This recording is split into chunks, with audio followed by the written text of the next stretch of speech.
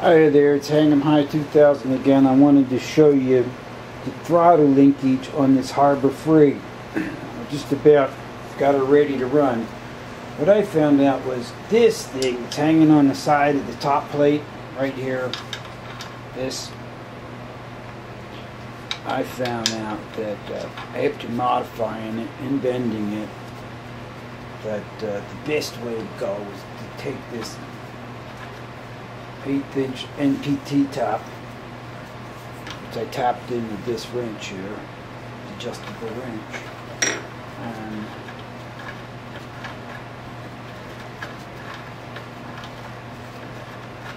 see that now we can put the NPT fitting right in there for the throttle cable, right in there. See.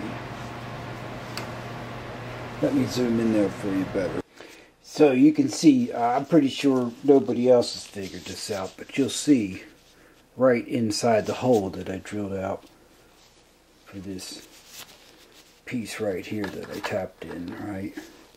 That's how you hook the throttle cable up anyway. With this in, and has like a compression bushing in there that'll go around the cable, which was pretty good figuring that out. But you'll see right there, that is the throttle. See? It's perfect, so you won't get any resistance. Right there it comes. Because I'm holding it with my finger, like almost like the throttle. So that little tiny hole you see is where the throttle cable goes in. Now, this is the front of the engine right here. Believe it, because it runs backwards. That's why the head's not on the front.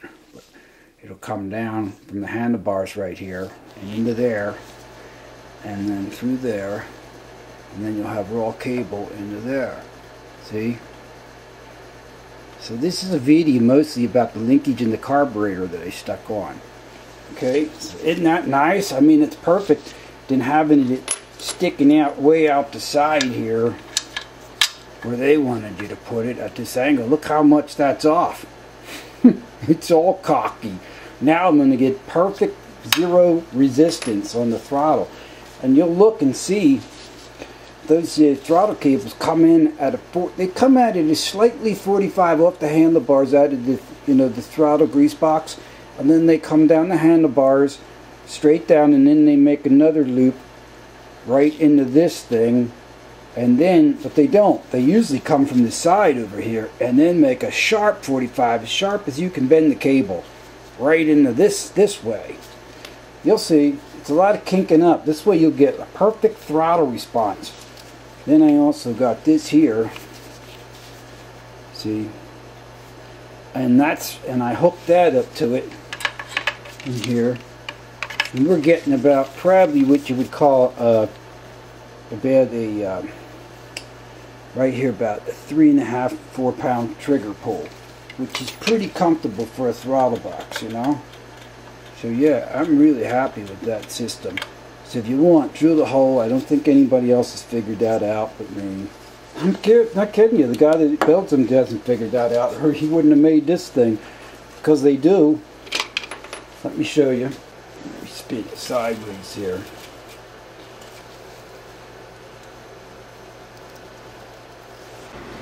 This right here is the idle screw, see?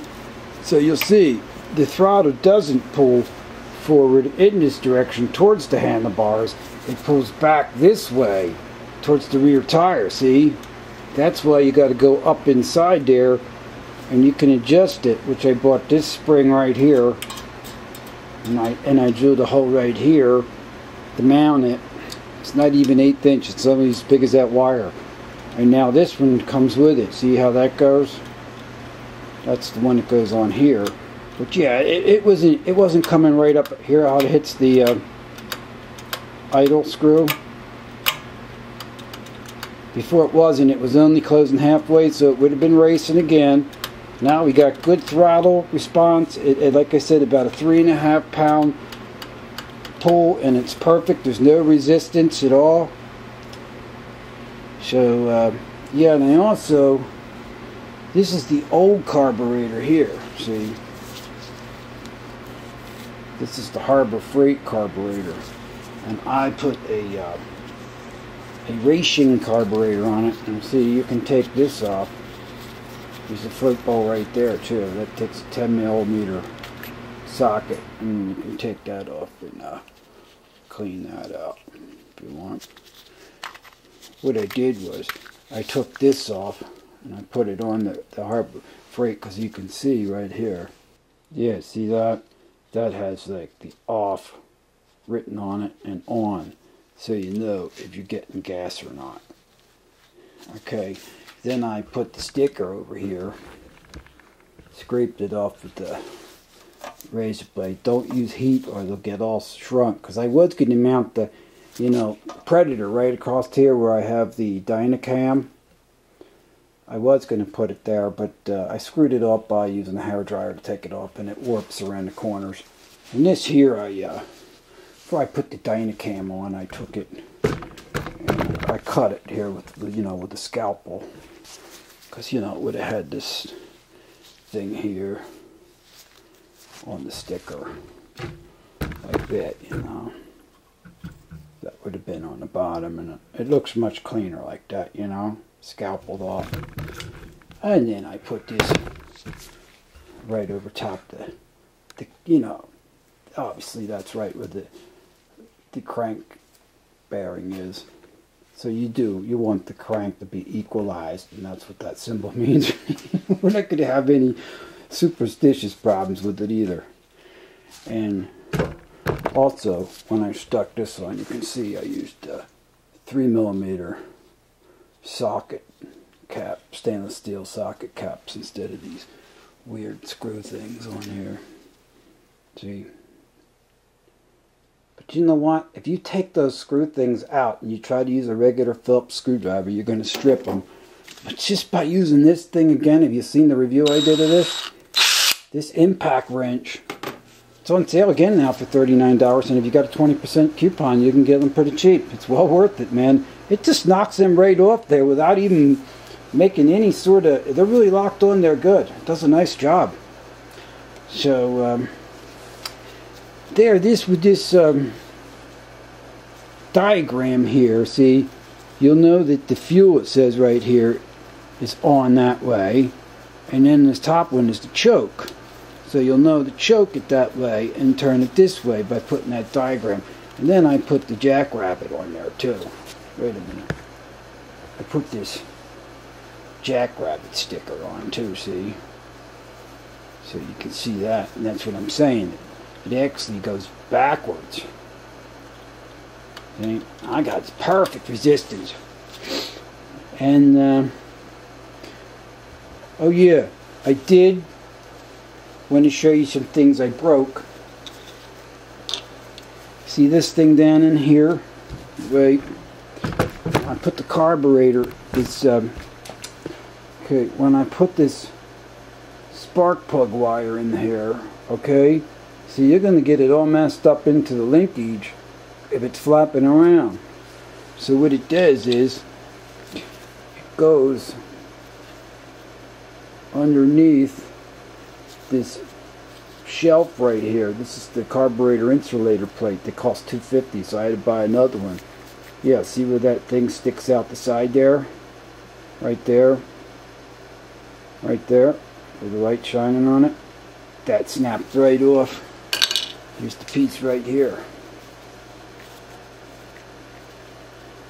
See? Snapped off right there. Because I got so much pressure on it. Alright? So what I did was, while I was ordering that, I made this wedge, see? So you might want to make one of them if you're going to, if it's real stiff and anything. And then I just stuffed this wedge down here. You see, and that held the wire down till it started to form, like, you know, say like underneath the couch on the rug, how it presses down. Yeah. So that made it stay down. So by the time I got the insulator, and I got two of them, because they're only $250 each, in case I break this one, but it didn't. As soon as I took that wedge out, it was laying down just where I wanted it. Yeah, I put this red stuff on it, and it really made it, just didn't want to push down. So, now it's just where we want it. And there's where the It's pretty tight too. You can see that's where the valve cover vent is, and there's the pulse over here. See, that's the pulse there. The pulse, you need it as close as you can to the cylinder head. Don't put it out here or you'll get tons of oil in it. Then oh yeah, then what I did was, now see, I'm doing the same thing with the 3/16 throttle cable. I'm leaving it sit in the vise for a couple days till it molds into that position. When I pop it out, it should hold it at 45. Because that, and then this right here, you want to get this. This is a 3/16 to 1/4 inch, which is this red stuff, you know, that they're all using. This is 1/4 inch, so that'll fit right on there, see? Like that. But you know what? You don't need any of those hose clamps. Really, I haven't used them and it didn't leak. I mean, I've been doing that quite a while on a couple items like that. My lawnmowers and everything, and they just don't leak. You don't need hose clamps. I found out I cut myself on them things anyway if I hit one of them with my hand by accident. So there is the pulse pump, rebuildable, because you can see the 4 screws in it, see? So you pop it off, and these racing carbs are really the best to get. Okay, here's the view of the racing carburetor over the Harbor Freight. See, there it says racing on it. There we go. See, there it says racing. And yeah, they're better than the Harbor Freight. And they're like 20 bucks, man. Same size, everything's better. Except, see, you got the screw right here. On the Harbor Freight, you don't. Look. You got something there, but it's not easily to screw and adjust the carburetor like you can with that model, see. It's a better carburetor, except I had to change that plate like you saw with the off-on switch. Okay, and that's one of those angled air cleaners, so it doesn't hang out this, you know, out this way, sticking out the side and stuff, hitting your leg. It's pretty tight now and there. So, it's just about ready to start up. You can see also, when you make your videos, it's better to turn the lights out, the ambient fluorescent lighting, and just use your flashlight. But anyway, yeah, you'll need this 3/16 throttle cable, see, that goes in here, which is underneath the linkage there. See, you can see it's going to hit if I don't put that angle on there, because this is where it goes on, right here then. See right there. So it goes on there, and then it's got to come through this yoke like. So that's what I'm trying to do, make that turn. And then it should come up here, and then I can connect it to this right here with that adapter. I got the 1/4 inch adapter to the pulse pump, right? But this one here's the pulse pump one. That goes right on the pulse pump. And then this one here, see, this is the one for the, then it goes right up to here for the, no, and this won't fit there because it's 3/16. So you have to convert it.